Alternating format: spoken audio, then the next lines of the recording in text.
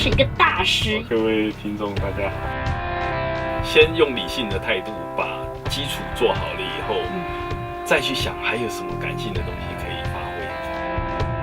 它的成型全部都是一个 team， 所有的成型全部都 step by step， 一个 team 过了10个关卡以后完成一个作品。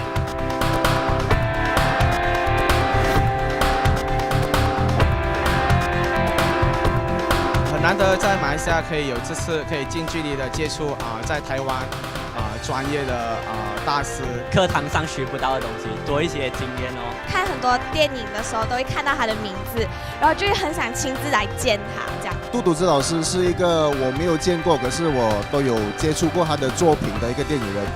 然后我觉得现在有机会跟他近距离接触的话，是一个很好的学习机会。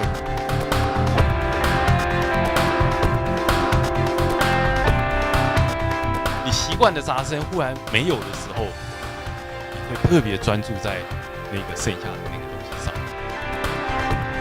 摄影的创意里面，其实是在一开始测试的时候，你就要定它的基调。其实我们常常在讲音效设计，不是说你要有很多很恐怖的音效啊，不是要有很大的爆炸声，是在文艺片里面，我们也可以找到机会做这件事情。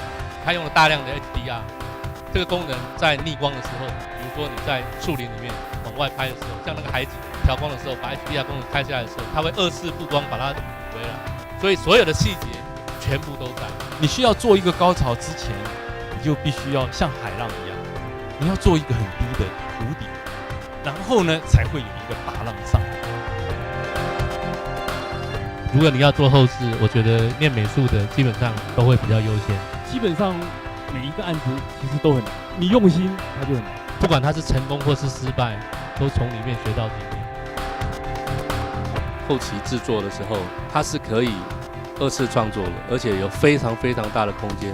那么声音它可以是一个画龙点睛的效果，所以音效有的时候会扮演一些画面可能没有办法表达的事情。新导演计划，耶！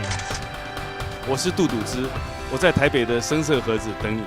各位新导演伙伴们，我和我台北影业的团队等着你的到来。